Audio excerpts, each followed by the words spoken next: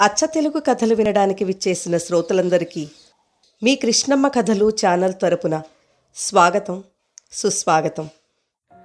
ఈ వీడియోలో మీరు శ్రీ ఎం వెంకటేశ్వరరావు గారి నవల ఎలమావి తోట 8వ భాగాన్ని వినబోతున్నారు. ఇప్పటి వరకు జరిగిన కథని వినని వారి కోసం మొదటి 7 భాగాల వీడియో లింకులను డిస్క్రిప్షన్లో ఇవ్వడం జరిగింది. ఇక కథలోకి వెళ్ళిపోదామా? సుశీలకి జ్వరంగా ఉందని తెలియడంతో కస్తూరి ఒంటరిగా పుట్టింటికొచ్చింది. అప్పటికే జ్వరం వచ్చి 3 రోజులైంది. నర్సయ్య నూజివీడి తీసుకెళ్లి డాక్టర్కి చూపించి మందులు తెచ్చాడు. కస్తూరిని చూడగానే సుశీలకి ఎక్కడలేని ఓపిక వచ్చింది. తండ్రి మొహంలో కూతుర్ని చూసిన మురిపం కొట్టొచ్చినట్టు కనిపించింది. చిన్న అక్కతోనే ఉన్నాడు. కస్తూరికి పట్నపు యాంత్రిక జీవితం నుండి ప్రకృతి ఒడిలో సేద తీరుతున్నట్టుంది. ఉన్న 2 రోజులు కూరగాయల చెట్లకి, పూల మొక్కలకి పాదులు చేసి ఎరువులు వేసింది. ఉదయాన్నే పక్షుల్ని పలకరిస్తూ, సూర్యోదయాన్ని ఆస్వాదిస్తూ, తల్లి చేసిన వంటల్ని తింటూ పట్టణ వాతావరణాన్ని పూర్తిగా మర్చిపోయింది. తల్లికి జ్వరం తగ్గడంతో 3వ రోజు ఉదయం బయలుదేరి గుంటూరొచ్చింది. ఆ రోజు ఆదివారం కస్తూరి వచ్చేసరికి రఘు బయటకు వెళ్ళాడు. తన దగ్గర ఉన్న తాళం చెవితో తాళం తీసి ఇంట్లోకొచ్చింది. ఇల్లంతా చిందరవందరగా ఉంది. ముందు గదిలో టేబుల్ మీద పుస్తకాలు, రాసిన పేపర్లు ఉన్నాయి. ఇంట్లో ఫోన్ కనిపించింది. ఫోన్ కోసం అంతకుముందు నెలలో అప్లై చేశానని చెప్పాడు. కస్తూరి ఇల్లంతా సర్ది వంట చేసి రఘు కోసం ఎదురు చూస్తూ కూర్చుంది. మధ్యాహ్నం 2 అయినా రాలేదు. ఆకలేస్తుంటే అన్నం తిని బడలికగా ఉంటే పడుకుంది. సాయంత్రం 5ంటికి మెలకు వచ్చింది. అప్పటికి రఘు రాలేదు. స్నానం చేసి వచ్చి ఇంటి నుండి తెచ్చిన మల్లెలు తలలో తురుముకొని పుస్తకాల షెల్ఫ్ నుండి నిన్ను నువ్వు గెలవడం ఎలా పుస్తకాన్ని తీసి చదవసాగింది. పేజీలు తిప్పుతున్న కొద్దీ ఇంట్రెస్టింగ్గా ఉంది. సరిగ్గా రాత్రి 8 గంటలకి రఘు వచ్చాడు. పగలంతా తిరిగి తిరిగి అలసిపోయొచ్చాడు. కస్తూరిని ఇంట్లో చూసి ఆశ్చర్యపోయాడు. రేపొస్తావేమో అనుకున్నాను, అందుకే బయటికి పనుండెళ్ళాను. ఎప్పుడొచ్చావు? పొద్దున్న 11 గంటలకి. అరే, ఐఎమ్ సారీ అన్నాడు. ఆకలి దంచేస్తోంది. ఇంటికొచ్చి ఫ్రెష్ అయ్యి హోటల్కెళ్ళి భోంచేద్దాం అనుకున్నాను అన్నాడు. నేనుండగా హోటల్ ఎందుకు? స్నానం చేసిరండి. కిచెన్లోకి వెళ్ళింది కస్తూరి. రఘు స్నానం చేసి వచ్చేసరికి కస్తూరి కిచెన్లో కూర వేడి చేస్తుంటే వెనక నుంచి వచ్చి అమాంతం వాటేసుకుని 3 రోజుల విరహానికి గుర్తుగా మెడ మీద ముద్దుల ముద్రలు వేశాడు. ఇవన్నీ తర్వాత. ఆకలన్నారు, ముందు తినండి అంది దూరంగా జరిగి. ఇది ఆకలే. కళ్ళు పెద్దవి చేసి అవునా అంది పెద్దగా నవ్వి. జున్ను తెచ్చాను, ఇప్పుడు తింటారా? అన్నం తిన్నాక ఇద్దరం కలిసి తిందాం అన్నాడు. అన్నం తింటూ ఆదివారం కూడా అంత అర్జెంట్ పనేమిటి అంది. ఓ ప్రాజెక్ట్ కోసం పనిచేస్తున్నాను, అది పూర్తయ్యాక చెప్తాను. కొత్త కాలేజీ పెడుతున్నారా? ఎవరు చెప్పారు? మొన్న మీ ఫ్రెండ్స్తో మాట్లాడుతుంటే విన్నాను. అనుకుంటున్నాం, ప్రయత్నం చేస్తున్నాం, చూద్దాం. నూజివీడ్ ఎలా ఉంది? అత్తయ్య మామయ్య ఎలా ఉన్నారు? మనకు ఫోన్ వచ్చింది అని చూపించాడు. టేబుల్ మీద టెలిఫోన్ డైరెక్టరీ పెట్టి దాని మీద ఫోన్ పెట్టాడు. ఫోన్ వైపు మురిపెంగా చూసింది కస్తూరి. ఉదయం నిద్ర లేస్తూనే కస్తూరికి వాంతులవుతున్నాయి. 1, 2, 3 కడుపులో తిప్పుతున్నట్టుంటే మళ్లీ వెళ్ళి పడుకుంది. రోజూ తనే ముందు నిద్రలేచి తర్వాత రఘుని నిద్రలేపే కస్తూరి ఆ రోజు 7 అయినా నిద్రలేవలేదు. కస్తూరి, కస్తూరి తట్టి లేపాడు. బద్ధకంగా కళ్ళు తెరిచి, నాకు వాంతులవుతున్నాయి, నీరసంగా ఉంది. రాత్రి మనం బయట ఎక్కడా తినలేదే, లేచి బ్రష్ చేసుకో, కాఫీ తాగుదుగాని అన్నాడు. కస్తూరి మెల్లగా లేచొచ్చేసరికి కాఫీ కలిపాడు. కాఫీ తాగుతుంటే మళ్లీ వాంతయింది. మగతగా ఉంటే మళ్లీ వెళ్ళి పడుకుంది. జ్వరమేమో, 10 గంటలకు డాక్టర్ దగ్గరికి వెళ్దాం అన్నాడు. రఘు ముందు గదిలో కూర్చొని కాలేజీ ఏర్పాటుకు కావలసిన పేపర్ వర్క్ చూస్తున్నాడు. రఘు ఫోన్లో మాట్లాడుతున్నాడు. అవునమ్మా, ఇవాళ కస్తూరికి ఒంట్లో బాగోలేదు, వాంతులవుతున్నాయి, డాక్టర్ దగ్గరికి తీసుకెళ్ళాలి అన్నాడు. మెలకువతో ఉంటే ఒకసారి పిలు అంది శారద. కస్తూరి, అమ్మ ఫోన్ లైన్లో ఉంది, ఓసారి రా అన్నాడు. కస్తూరి లేచొస్తూనే మళ్లీ వాంతి చేసుకుంది. రఘు ఫోన్ పెట్టేసి కస్తూరిని తీసుకొచ్చి టేబుల్ దగ్గర కూర్చోబెట్టి మంచినీళ్ళిచ్చాడు. 10 నిమిషాల తర్వాత శారద మళ్లీ ఫోన్ చేసింది.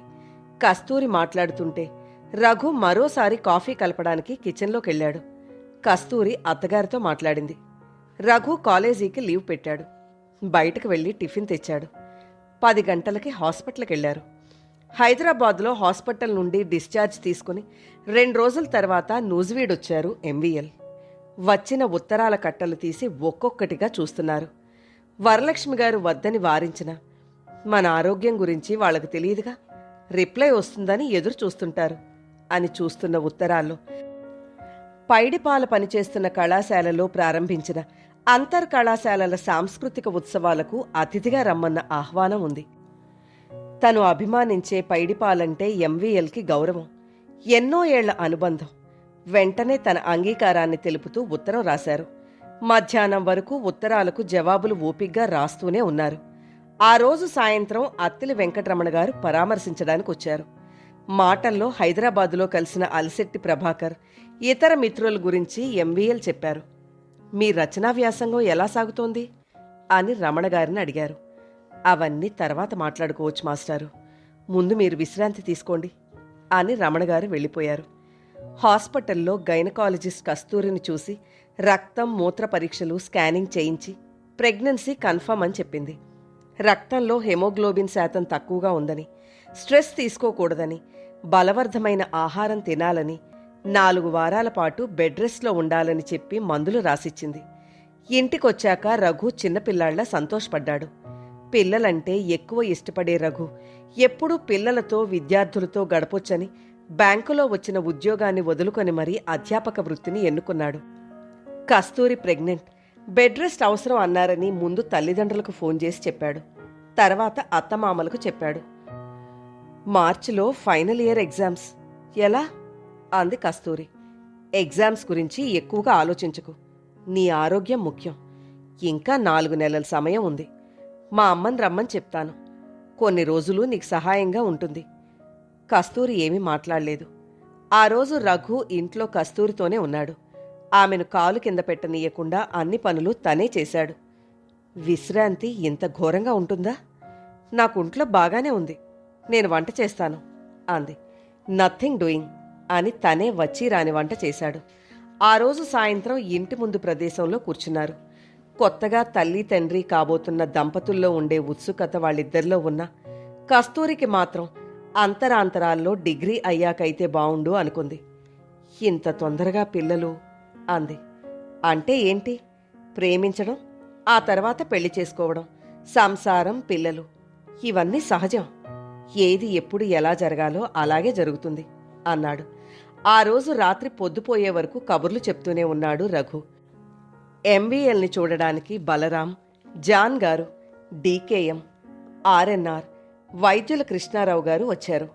అప్పటి వరకు స్తబ్దుగా ఉన్న ఎంవీఎల్ కొలీగ్స్ని చూడగానే ఏదో కొత్త బలం, ఉత్సాహం వచ్చినట్లు కబుర్లు చెప్తూ రిలాక్స్ అయ్యారు. వచ్చిన వాళ్ళు వెళ్ళాక ఎవరొస్తే వాళ్లతో అంతంతసేపు మాట్లాడొద్దని డాక్టర్ చెప్పారు కదా అన్నారు వరలక్ష్మి.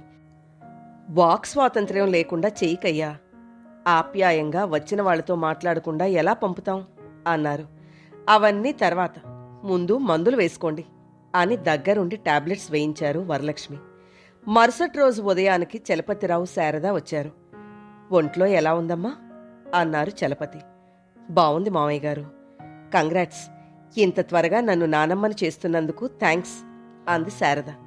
తప్పు నాది కాదు అన్నట్టు కస్తూరి రఘు వైపు చూసింది. డాక్టర్ బెడ్ రెస్ట్లో ఉండాలని చెప్పారమ్మా అన్నాడు. అవును, ఈ సమయంలో జాగ్రత్తగా ఉండాలి. ఈ 1 రోజులు నువ్విక్కడే ఉండమ్మా అనాలనుకున్నాడు. కానీ 1 రోజులు అమ్మ లేకపోతే ఇంట్లో మిగిలిన 3 ఎలా మేనేజ్ చేస్తారు? చెల్లెళ్ళిద్దరికీ కాలేజీలు, 1-2 రోజులు మేనేజ్ చేయగలరు. కానీ అలాగే అత్తగారిని రమ్మందామంటే ఆమెకి ఇబ్బందే. ఏం చెయ్యాలో అర్థం కాలేదు. పోనీ పుట్టింటికి పంపుదామంటే తోటలో వసతులు లేవు. ఏంట్రా ఆలోచిస్తున్నావు అంది శారద కొడుకుని చూసి. ఏం లేదమ్మా. కాలేజీ ఉందా? వెళ్ళాలమ్మా. నేను 15 రోజులుంటాను, ఆ తర్వాత సంగతి చూద్దాం అంది శారద, కొడుకు మనసులో మాట గ్రహించినట్టు. థ్యాంక్స్ అమ్మా అన్నాడు. కస్తూరి కృతజ్ఞతగా అత్తగారి వైపు చూసింది. మర్నాడు చలపతిరావు వైజాగ్ వెళ్ళిపోయాడు. కస్తూరిని ఒక్క పని ముట్టుకోనీయకుండా శారదే అన్ని పనులు చేస్తోంది. రఘు పని మనిషిని ఏర్పాటు చేశాడు. కస్తూరికి అత్తగారు చేసి పెడుతుంటే కూర్చుని తినాలంటే ఇబ్బందిగా ఉంది. కస్తూరి అలాంటి ఫీలింగ్ రాకుండా తన బాల్యపు విషయాల నుండి చదువు విషయాలు, అప్పటి పరిస్థితుల గురించి చెప్తూ ఆమెకి బోరు కొట్టకుండా చేస్తోంది శారద. రఘు కాలేజ్ ఏర్పాటు చేసే విషయంలో మిత్రులతో కలిసి ముమ్మర ప్రయత్నాలు చేస్తున్నాడు. బ్రాడీపేటలో ఓ 3 అంతస్తుల బిల్డింగ్ చూశారు. ఇళ్ల మధ్య కాలేజీకి అనుమతులు వస్తాయో లేదో అనుమానం వ్యక్తం చేశాడు నందకిషోర్.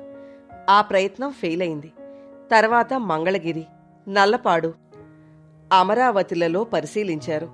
వారం రోజుల పాటు మరికొన్ని ప్రాంతాల్ని పరిశీలించాక చివరికి అమరావతి రోడ్లో ఉన్న 2 అంతస్తుల బిల్డింగ్ కాలేజీ కోసం నిర్ణయించారు. ఎంవీఎల్ ఆరోగ్యం కొంత కుదుటపడ్డది. జనవరి 1986 నూతన సంవత్సర శుభాకాంక్షలు మిత్రులందరికీ ఫోన్లో చెప్తూనే రిసీవ్ చేసుకుంటూ మధ్యలో కొన్ని ఉత్తరాలు కూడా రాస్తున్నారు. పైడిపాలకు, నేను మీ కళాశాల సాంస్కృతిక కార్యక్రమాలకు అనారోగ్య కారణాల వల్ల రాలేకపోయాను. అందుకు విచారంగా ఉంది. అన్యథా భావింపకండి అని రాశారు. అనక, ఈ ఉత్తరాలు పోస్ట్ బాక్స్లో వేసిరా అని ఇచ్చారు. అనురాధ తీసుకుని వెళ్ళగానే, కాసేపు వ్యాపకాలు కట్టిపెట్టి విశ్రాంతి తీసుకోండి అన్నారు వరలక్ష్మి. అంతలో అత్తగారు మామగారు వచ్చారు. కుశల ప్రశ్నలయ్యాక, ఆరోగ్యం జాగ్రత్త, ఉపన్యాసాలు, ప్రసంగాలు, ప్రయాణాలు తగ్గించుకోండి అన్నారు మామగారు. అదే మాట అత్తగారు కూడా చెప్పబోతుంటే, వద్దత్తయ్యా, విశ్రాంతి అంటే ఏమిటి, ఎందుకు, గదిలో కట్టిపడేసినట్టు కూర్చోవడమేనా? మానసిక విశ్రాంతి కావాలి. ఆలోచనలు రాకుండా పోకుండా ఉంటాయా చెప్పండి? నా వృత్తి సాహిత్యం, ప్రవృత్తి స్నేహం. నాకు తెలిసింది ఈ 2. వాటిని గురించిన ఆలోచనలే వస్తాయి. అంతలో ఫోన్ రింగ్ అయింది. ఫోన్ ఎత్తి, hello Balu, happy new year, నూతన సంవత్సర శుభాకాంక్షలు అన్నారు.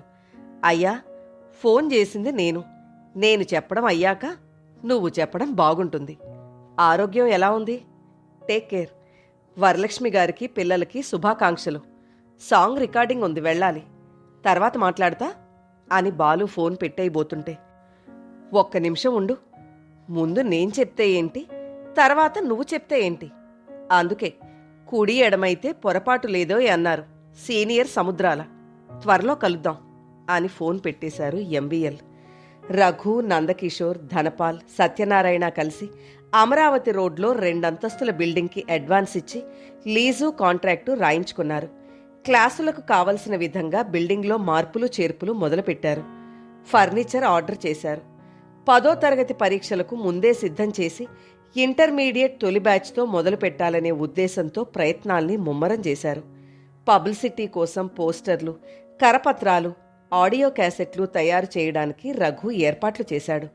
ఆదివారం 4 మిత్రులు కలిసి కారులో సమీప గ్రామాలకు వెళ్లి హైస్కూళ్లలో 10వ తరగతి విద్యార్థుల అడ్రస్సులు తెలుసుకున్నారు. వాళ్ల ఇళ్లకు వెళ్లి పేరెంట్స్ను కలిసి వాళ్లకి తాము పెట్టబోయే కాలేజీ గురించి, కోర్సుల గురించి, విద్యార్థుల పట్ల తీసుకునే శ్రద్ధ గురించి వివరించి తమ కాలేజీకి, ఇతర కాలేజీలకు ఉండబోయే వ్యత్యాసాన్ని వివరించి చెప్పి ఫీజులు, రాయితీల గురించి వివరిస్తున్నారు. బాయ్స్కి, గర్ల్స్కి ప్రత్యేక హాస్టల్ వసతుల గురించి వివరంగా చెప్తున్నారు. నాన్ టెక్నికల్ ఫ్యాకల్టీ స్టాఫ్ని రిక్రూట్ చేసుకోవడానికి కాలేజీ పెట్టబోయే బిల్డింగ్లో ఆఫీస్ రూమ్లో ఇంటర్వ్యూలు నిర్వహిస్తున్నారు. Hostel supervisor, wardens, kitchen staff, అటెండర్లని రిక్రూట్ చేసుకునేసరికి 15 రోజులు పట్టింది. ఇంట్లో రఘు తల్లి కస్తూరికి తోడుగా ఉండడంతో నిశ్చింతగా తన పనులు చూసుకుంటున్నాడు. రఘు ఆ రోజు రాత్రి లేటుగా ఇంటికి వచ్చాడు. అప్పటికే కస్తూరి పడుకుంది. భోజనం చేస్తూ తల్లితో పెట్టబోయే కాలేజీ వివరాలు మాట్లాడుతుంటే, రఘు, కేవలం డబ్బు కోసమే కాకుండా ఫీజులు కట్టి చదువుకోలేని మెరిట్ విద్యార్థులకు కొంత శాతం కాలేజీలో అవకాశం కల్పించండి. ఎంత సంపాదించామనే దానికంటే కొంతమందికైనా ప్రతి సంవత్సరం ఫీజు లేకుండా విద్యను అందించే అవకాశం కల్పించండి. మా ఉద్దేశం కూడా అదేనమ్మా. రూరల్ బ్యాక్గ్రౌండ్ నుండి వచ్చే పేద విద్యార్థులను కొంతమందిని ఎంకరేజ్ చేసే విధంగా ప్లాన్ చేసుకుంటున్నాం అన్నాడు. విలువలు, మానవత్వం కోల్పోకండి అంది శారద. గదిలోకి వెళ్లి నిద్రపోతున్న కస్తూరి పక్కన కూర్చొని, కస్తూరి పిలిచాడు. లేచి కూర్చుంది. లేవక్కర్లేదు, ఇంకా నిద్రపోలేదా? మీరు వస్తున్న అలికిడి విని మెలకు వచ్చింది. ఒంట్లో ఎలా ఉంది? ఇవాళ 2 సార్లు వాంతులయ్యాయి. అత్తయ్య గారు బాగా చూసుకుంటున్నారు. ఇలా పడుకుని ఉండాలంటేనే కష్టంగా ఉంది అంది. ఏం చేద్దాం మరి అన్నాడు తలపై చెయ్యేసి. అదే అర్థం కావడం లేదు. ఇప్పుడు అర్థమవుతుంది అని సున్నితంగా హగ్ చేసుకున్నాడు. ఆ చిన్న స్పర్శ పెద్ద స్వాంతనాన్నిచ్చింది కస్తూరికి. కాలేజీ పనులు ఎంతవరకు వచ్చాయి? ఆల్మోస్ట్ కంప్లీట్ అయ్యాయి. సంక్రాంతికి ప్రారంభం చేద్దాం అనుకుంటున్నాం అన్నాడు ఆమెను అలాగే పొదువుకొని. మరి చేస్తున్న ఉద్యోగాన్ని ఏం చేస్తారు? రిజైన్ చేస్తాను. ఫుల్ టైం నలుగురం కలిసి కాలేజీ పనులు చూసుకుందామని అనుకుంటున్నాం. కాలేజీ ఎలా జరుగుతుందో చూసి రిజైన్ చేయొచ్చుగా. కాలేజీ పెట్టిన వాళ్లే అందుబాటులో లేకపోతే మిగిలిన వాళ్ళెవరు బాధ్యతగా ఉంటారు? అది నిజమే అంది కస్తూరి. కాసేపు కస్తూరితో కబుర్లు చెప్పి పడుకున్నాడు రఘు. కస్తూరికి వేవిళ్లు కొంచెం తగ్గాయి. కస్తూరిని డాక్టర్ దగ్గరికి తీసుకెళ్ళింది శారద. అంతా నార్మల్గా ఉన్నదని, ఇంకో నెల రెస్ట్లో ఉండాలని టాబ్లెట్స్ ఇచ్చింది డాక్టర్. బెడ్ మీద పడుకోవాలంటే కష్టంగా ఉంది. చిన్న చిన్న పనులు చేసుకోవచ్చా అని డాక్టర్ని అడిగింది కస్తూరి. బెడ్ రెస్ట్ అంటే కంప్లీట్గా బెడ్ మీద పడుకోనక్కర్లేదు. ఒత్తిడి తీసుకోకుండా బరువులు లేపకుండా ఇంట్లో ఉండొచ్చు అంది డాక్టర్. డాక్టర్ దగ్గర నుంచి ఇంటికి తీసుకొచ్చేసరికి రఘు ఇంట్లో ఉన్నాడు. రఘు, కాలేజీకి వెళ్ళలేదా అడిగింది శారద. వెళ్ళాను, లీవ్ పెట్టొచ్చాను. ఏమైనా పనుందా? కస్తూరేది? మెట్లెక్కి రావాలిగా, మెల్లగా వస్తోంది. అమ్మా, రాధాకృష్ణ పెదనానికి చెస్ట్ పెయిన్ వచ్చిందట. విజయవాడ తీసుకొచ్చారట. హాస్పిటల్లో అడ్మిట్ చేశారట. సురేష్ ఇప్పుడే ఫోన్ చేశాడు. నేను వెళ్ళి సాయంత్రం వస్తాను. నేను వెళ్ళగానే ఫోన్ చేస్తాను. ఈ విషయం కస్తూరికి చెప్పొద్దు. షాకింగ్ న్యూస్ చెప్పొద్దని డాక్టర్ చెప్పిందిగా. ఎందుకైనా మంచిది అన్నాడు. అలాగే, పెదనాన్నను చూశాక ఫోన్ చెయ్యి. మీ నాన్నకు ఫోన్ చేశావా? సురేష్ చేశాడట. నాన్న డైరెక్ట్గా బెజవాడ వస్తానన్నారు. సరే, నువ్వెళ్ళు అంది శారద. అంతలో కస్తూరి పైకొచ్చింది. కస్తూరి, నేను పని మీద నూజివీడు వెళ్తున్నాను. వీలుంటే సాయంత్రానికి వస్తాను అన్నాడు. వెళ్ళాక ఫోన్ చేయండి అని గదిలోకి వెళ్తుంటే, హాల్లో కూర్చో కస్తూరి, హార్లిక్స్ కలిపిస్తాను అంది శారద. రఘు బయలుదేరి వెళ్ళిపోయాడు. విజయవాడలో బస్ దిగి లబ్బీపేటలో చెన్నుపాటి పెట్రోల్ బంక్ సమీపంలో ఉన్న వైవీరావు హాస్పిటల్ దగ్గరికి ఆటోలో వచ్చాడు రఘు. రిసెప్షన్ దగ్గరికి వెళ్లేసరికి సురేష్ కనిపించాడు. జరిగిందంతా కంగారుగా చెప్పాడు. హార్ట్లో బ్లాక్స్ ఎక్కువగా ఉన్నాయట. సర్జరీ చేయాలంటున్నారు అన్నాడు. ఏం భయం లేదురా, ఇవాళ హార్ట్ సర్జరీ చాలా కామన్. పెదనాన్న రూంలోనే ఉన్నారా? లేదురా, సర్జరీ కోసం 10 నిమిషాల ముందే తీసుకెళ్లారు అన్నాడు. సరేరా, పెద్దమ్మ ఎక్కడుంది? గదిలో ఉంది. నాకెందుకో భయంగా ఉందిరా అన్నాడు బేలగా సురేష్. ఎందుకంటే పెళ్ళై పిల్లలు పుట్టినా తండ్రిచాటు కొడుకుగానే పెరిగాడు. మధ్యాహ్నం 2 గంటలకి సర్జరీ పూర్తయ్యాక ఐసీయూకి రాధాకృష్ణయ్యని షిఫ్ట్ చేశారు. వైజాగ్ నుండి చలపతొచ్చాడు. సాయంత్రం ఇంటికి ఫోన్ చేసి తల్లితో కస్తూరితో మాట్లాడాడు రఘు. 3వ రోజు మధ్యాహ్నం రాధాకృష్ణయ్యని ఐసీయూ నుండి రూమ్కి మార్చారు. రాధాకృష్ణయ్య నీరసంగా ఉన్నా మాట్లాడుతున్నాడు. మరుసటి రోజు సాయంత్రం రఘు గుంటూరు బయలుదేరుతుంటే, నేను రేపు మధ్యాహ్నం నుండి బయలుదేరి ఇంటికెళ్తాను అన్నాడు చలపతి. గుంటూరు వచ్చి వెళ్ళొచ్చుగా. ఇంటి దగ్గర ఆడపిల్లలిద్దరే ఉన్నారు. 10 రోజుల్లో వస్తాను అన్నాడు. సరే నాన్న, నేను బయలుదేరుతున్నాను అని చెప్పి బస్టాండ్కి బయలుదేరాడు రఘు. కస్తూరికి వాంతులు తగ్గాయి. శారద వైజాగ్ వెళ్ళిపోయింది. మర్నాడు ఉదయానికల్లా నరసయ్య, సుశీల, చిన్నా వచ్చారు. వాళ్లు వచ్చిన సమయంలో రఘు కాలేజీకి బయలుదేరుతున్నాడు. అత్తగారిని మామగారిని పలకరించి సాయంత్రం వస్తానని చెప్పి వెళ్ళిపోయాడు. కస్తూరి మొహంలో కనిపిస్తున్న కొత్త అందాలని చూసి సుశీల, నరసయ్య లోలోపల మురిసిపోయారు. కస్తూరి చిన్న చిన్న పనులు చేస్తుంటే సుశీల కూతుర్ని పనులు చేయనివ్వడం లేదు. నువ్వు కూర్చోమ్మా, అమ్మ చేసి పెడుతుందిలే అన్నాడు నరసయ్య. నాన్నా, మాస్టర్ ఎప్పుడైనా వస్తున్నారా? ఓసారి వచ్చారమ్మా. గంటసేపు కూడా కూర్చోలేదు. ఎందుకో చాలా బక్కగా అయినాడు.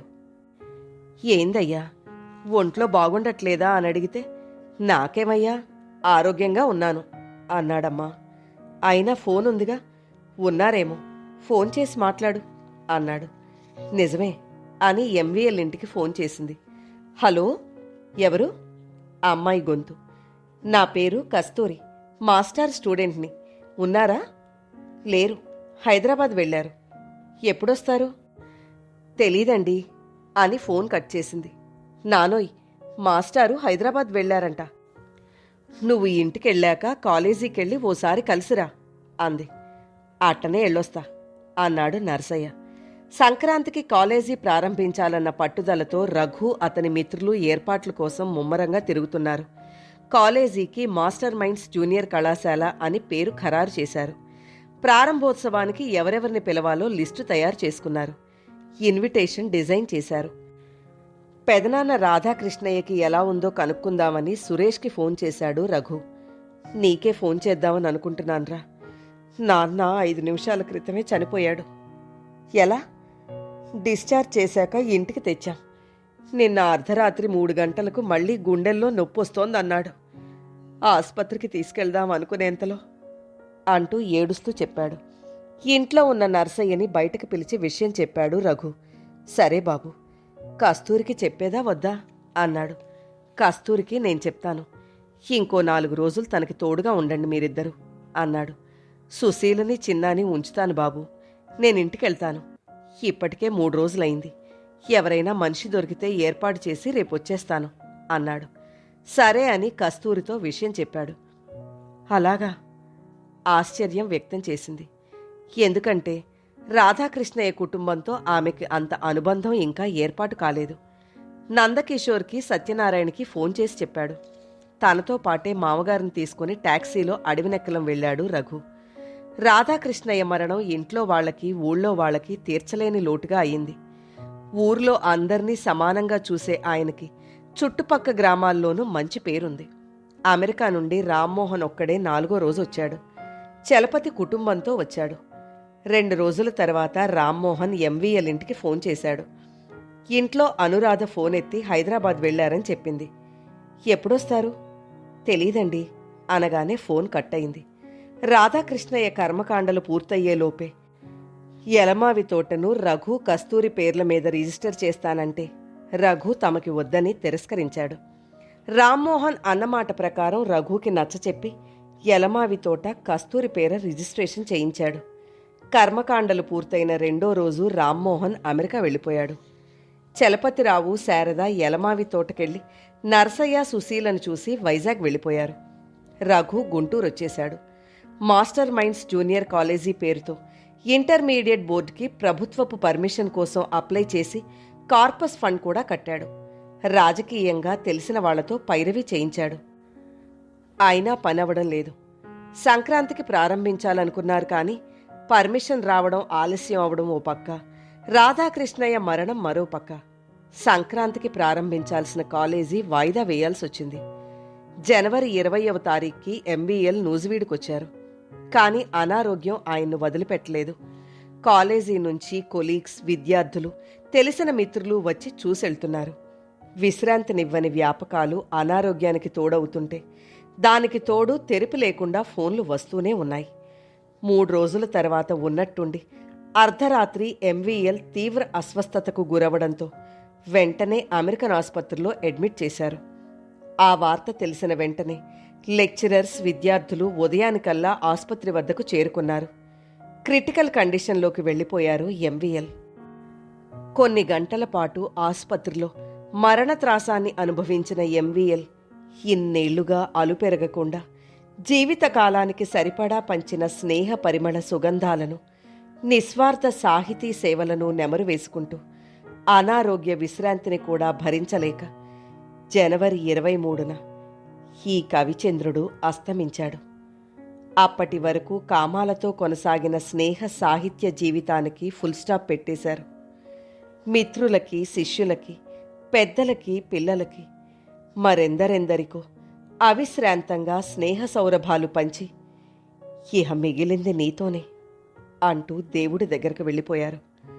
సాహిత్య రసవేత్త, సంగీత రహస్యవేత్త అయిన ఎంవీఎల్ భూమి మీదకు వచ్చి తాను వచ్చిన పనులన్నీ చకచకా ముగించుకుని కుటుంబ సభ్యుల స్మృతిలోనే కాకుండా సంగీత సాహిత్య మిత్రుల జ్ఞాపకాలలో, ఆధునిక తెలుగు సాహిత్యంలో తనకో పేజీ కేటాయించుకొని స్వచ్ఛమైన స్నేహానికి విలువిస్తూ అహానికి తావివ్వకుండా, ఇతరులకు సహాయం చేయడంలో స్వార్థానికి తావివ్వకుండా, చివరికి తనకంటూ ఏమీ మిగుల్చుకోకుండా ఎలా వచ్చారో అలాగే వెళ్ళిపోయిన మహోపాధ్యాయుడు ఎంవీఎల్. ఆయన మొగ్గదశలోనే రాలిపోయిన, దివిలో విరిసిన పారిజాతం. ఆయన స్నేహ సాహితీ సరోవరం ఎప్పటికీ ఎండిపోదు. ఎంవీఎల్ మంచి మనిషి, మామూలు మనిషి కాదు, మంచి మనసున్న మనిషి, స్నేహశీలి, నిండు పున్నమిలా మచ్చలేని స్నేహభావం, తారతమ్యాలు తెలియని సహృదయుడు. ముత్యం వంటి ఆ మనిషికి మొహమంతా నవ్వే. 40 ఏళ్లలోనే 60 ఏళ్ల వైభవాన్ని తానే కాకుండా తనతో పరిచయం ఉన్న వాళ్లందరికీ పంచి, స్నేహ సాహితీ మహోజ్వల యజ్ఞాలు సృష్టించి, తన వాళ్లను తెగిన గాలిపటాల్లా వదిలేసి, స్నేహం గాజు బొమ్మను భద్రంగా దాచుకొమ్మని, చేదు అనుభవాలను మరిచిపోయి తీపి జ్ఞాపకాలతో తనను గుర్తుంచుకోమని MVL, melodious voice of literature, స్వర్గంలో తన సాహిత్య స్నేహ సౌరభాలు వెదజల్లడానికి వెలుగులు వెతుక్కుంటూ మహాప్రస్థానానికి వెళ్ళిపోయారు. ఎంవీఎల్ అనే కీర్తి మాత్రమే శేషంగా మిగిల్చెల్లిన మద్దాలి వెంకట లక్ష్మీ నరసింహారావు. ఎంవీఎల్ మరణవార్త విన్న ఆయన స్నేహలోకం, సంగీతలోకం, సాహితీలోకం అంతా కదిలి నూజివీడు చేరుకున్నారు. ఎంవీఎల్కి నూజివీడంటే ఎంత ఇష్టమో, నూజివీడికి ఆయనంటే అంతే ఇష్టం. ఎంవీఎల్తో స్వల్ప పరిచయం ఉన్నవాళ్లకి, లేని వాళ్లకి అందరికీ నూజివీడుని పరిచయం చేసి ఆ ఊరు పేరుకి శాశ్వత సార్థకత కలిగించిన అజరామరుడు ఎంవీఎల్. నూజివీడు కళాశాల ఒక మంచి మహోపాధ్యాయుణ్ణి, నూజివీడు పట్టణం ఓ విశిష్ట సాహితీవేత్తని పోగొట్టుకుంది. చిత్రసీమ ఓ మంచి ఆణిముత్యాన్ని జారవిడుచుకుంది. సాహిత్య సినీ రంగాలు అరుదైన స్నేహశీలిని కోల్పోయాయి. సంగీత సాహితీ ప్రియులు ఆయనతో కలిసి చేసే వెన్నెల విహారాన్ని ఆయన జ్ఞాపక దీపికల్లో మిగుల్చుకున్నారు. మల్లెపూల కమ్మదనం, మంచినీటి చల్లదనం, మంచి తేనె తీయదనం ఆయన సాహితీ ప్రక్రియలో సాక్షాత్కరిస్తాయి. నూజివీడు రసాల సరసాలు, చెమక్కులు, చురుక్కులు ఆయన మాటల్లో చమత్కరిస్తాయి. సగం వయసు కూడా నిండకముందే అస్తమించి నమ్మలేని, నమ్మక తప్పని నిజాన్ని వదిలి వెళ్ళిపోయారు. అదే రోజు రాత్రి 7 గంటల సమయంలో రఘు కాలేజీ క్యాంపస్ నుండి ఇంటికొస్తూ ఎస్టీడీ బూత్ దగ్గర ఆగి సురేష్కి అడవినెక్కలం ఫోన్ చేశాడు. హలో అనగానే, అరే రఘు, ఎంవీఎల్ మాస్టారు చనిపోయాడ్రా అన్నాడు ఒకలా. ఏంట్రా నువ్వనేది, నిజమేనా ఆశ్చర్యంగా అడిగాడు. అవునరా, ఇవాళ మధ్యాహ్నం అంట. నాకు 3 గంటలకే తెలిసింది. రేపు దహనం చేస్తారట అన్నాడు. సరేరా, నేనొస్తున్నాను అని ఫోన్ పెట్టేశాడు. ఈ విషయం కస్తూరికి చెప్పాలా వద్దా అనే ఆలోచనలో పడ్డాడు. రోజుకి ఒక్కసారైనా ఎంవీఎల్ మాస్టర్ని తలుచుకుంటూనే ఉంటుంది కస్తూరి. బెడ్ రెస్ట్లో ఉన్న సమయంలో కస్తూరికి మనసుకి బాధించే విషయాలు అకస్మాత్తుగా చెప్పొద్దని డాక్టర్ చెప్పింది. ఆమె ఎంతో ఆరాధించే ఎంవీఎల్ గారి మరణం చెప్తే తీవ్ర ఆందోళనకు గురవుతుందని చెప్పకూడదనుకుని వెంటనే మామిడి తోటలో ఉన్న మామగారు నర్సయ్యకు ఫోన్ చేసి విషయం చెప్పి కస్తూరికి విషయం చెప్పొద్దని మరీ చెప్పాడు. ఎంవీఎల్ మరణ వార్త విన్న సాహితీ సినీ దిగ్గజాలు నూజివీడు మరుసటి రోజుకు చేరుకున్నారు.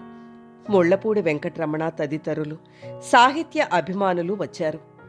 ఎంవీఎల్ మరణానికి సంతాపంగా ఆ రోజు నూజివీడులో షాపులన్నీ మూసేశారు. ముళ్లపూడి వెంకటరమణ గారు ముందు శ్రద్ధాంజలి ఘటించి వెళ్లారు. ఎంఎస్కో సుబ్బారావు వచ్చారు. చివరి ఘడియలలో రుద్రభూమికి శంకరాభరణం జేవి సోమయాజులొచ్చారు. మిత్రుడికి చివరి నివాళిగా ఎంవీఎల్ పార్థివ దేహా శవయాత్రలో అనేకానేకులు పాల్గొన్నారు. ఎస్పీబీ పాల్గొన్నారు. ఎంవీఎల్ మరణాన్ని అన్వయించుకోలేని వేల్చేరు నారాయణరావు గారు తన మిత్రులతో, మనమందరం ఉండి ఎంవీఎల్ని వెళ్లకుండా ఆపలేకపోయాం అంటూ బరువెక్కిన గుండె లోతుల నుండి అశ్రువులు ధారాపాతాలు అయ్యాయి ఎంవీఎల్తో ఆయన పంచుకున్న ఆత్మీయతకు గుర్తుగా. రఘు నూజివీడొచ్చి ఎంవీఎల్ అంతిమయాత్రలో పాల్గొన్నాడు. తాను స్వయంగా ఆయనకి విద్యార్థి కాకపోయినా ఆయన ప్రభావంతో తనలో పెంచుకున్న ఆత్మీయత మాస్టారు పరిచయం అవడం వలన ఏదో తెలియని అనుబంధం ఏర్పడ్డది. ఎంవీఎల్ పేరులోనే ఏదో ఆకర్షణ ఉందనుకున్నాడు. అందరినీ నావాళ్లు అనుకునే గొప్ప మనసు ఎంవీఎల్ మాస్టార్ది. ఆయనతో తనకున్న తక్కువ పరిచయాన్ని నెమరు వేసుకుంటూ గుంటూరు బస్సు ఎక్కాడు. ఆ రోజు సాయంత్రం. అప్పుడప్పుడే కొత్తగా ప్రైవేట్ కాలేజీలు అక్కడక్కడా వేళ్ళూనుకుంటున్నాయి. డిగ్రీ, పీజీ వరకు చదువుకున్న యువత ప్రభుత్వ ఉద్యోగాల మీద ఆధారపడుతున్నారు. కార్పొరేట్ కళాశాలలు పెరుగుతుండడంతో చదువుకున్న యువత పెరిగి అక్షరాస్యత శాతం పెరుగుతుంది. అలాగే మెరిట్ విద్యార్థుల ప్రతిభను మెరుగుపెట్టే కార్పొరేట్ కాలేజీల వల్ల మెడిసిన్, ఇంజనీరింగ్ వంటి సాంకేతిక కోర్సులకు ఎంపికయ్యే విధంగా తీర్చిదిద్దడం మొదలయ్యింది. తాము పెట్టబోయే కళాశాల పాత్ర ఎలా ఉండబోతుందని అంశాన్ని చుట్టుపక్కల గ్రామాల్లో తల్లిదండ్రులకి బలంగా తీసుకెళ్లగలిగారు రఘు మిత్ర బృందం. మార్చి నెల మొదటి వారంలో కాలేజీ ప్రారంభించి మే నెల నుండి క్లాసులు ఆరంభించాలని నిర్ణయించారు. ఆ లోపల పర్మిషన్ కోసం ప్రయత్నం చేశాడు రఘు. అది అంత సులువుగా రాదని, టైం పడుతుందని రఘుతో పూర్వానుభవం ఉన్న మిత్రుడు చెప్పాడు. మరి మార్గం ఏమిటి అని అడిగాడు రఘు. 2 రోజులు టైం ఇవ్వు చెప్తా అని వెళ్ళాడు. అతని పేరు మల్లేశ్వరరావు. డిగ్రీలో రఘుకి సీనియర్. రఘు రాత్రికి ఆలస్యంగా ఇంటికొచ్చాడు. కాలింగ్ బెల్ శబ్దానికి నిద్రలేచి తలుపు తీసింది కస్తూరి. ఇంకా పడుకోలేదా? చదువుకుంటున్నాను. రఘు స్నానం చేసి వచ్చేసరికి భోజనం వడ్డించింది. నువ్వు తిన్నావా? ఏంటి అదోలా ఉన్నావు? నిజం చెప్పండి, ఎంవీఎల్ మాస్టారు చనిపోయారన్న సంగతి మీకు ముందే తెలుసు కదా అంది దుఃఖం పూడుకుపోయిన గొంతుతో. అవును, నీకు చెప్తే కంగారు పడతావని డాక్టర్ ఈ సమయంలో ఆందోళన కలిగించే విషయాలు చెప్పొద్దన్నారు కదా, అందుకే చెప్పలేదు. కస్తూరి కళ్ళ నుండి వెచ్చని కన్నీళ్లు దిగుతున్నాయి. ఊరుకో కస్తూరి, ఏం చేస్తాం అన్నాడు. అయినా ఆమె కన్నీళ్లు ఆగలేదు. మౌనంగా వంటిల్లు సర్ది వెళ్ళి పడుకుంది. ఎంవీఎల్ మాస్టారి పట్ల పెంచుకున్న అభిమానం, ఆత్మీయత, కృతజ్ఞతల సాక్ష్యాలుగా ఆమె కళ్లలో కన్నీళ్లు వస్తూనే ఉన్నాయి. రఘు కూడా ఆమెను ఓదార్చే ప్రయత్నం చేయలేదు. కొన్ని సందర్భాల్లో ఓదార్పు కంటే మౌనమే స్వాంతనం కలిగిస్తుంది. మరుసటి రోజు రఘు కాలేజీకి వెళ్తుంటే, నేను ఫైనల్ ఎగ్జామ్స్ రాస్తాను, వీలుంటే నన్ను కాలేజీకి తీసుకెళ్తే హాల్ టికెట్ తెచ్చుకుంటాను అంది కస్తూరి.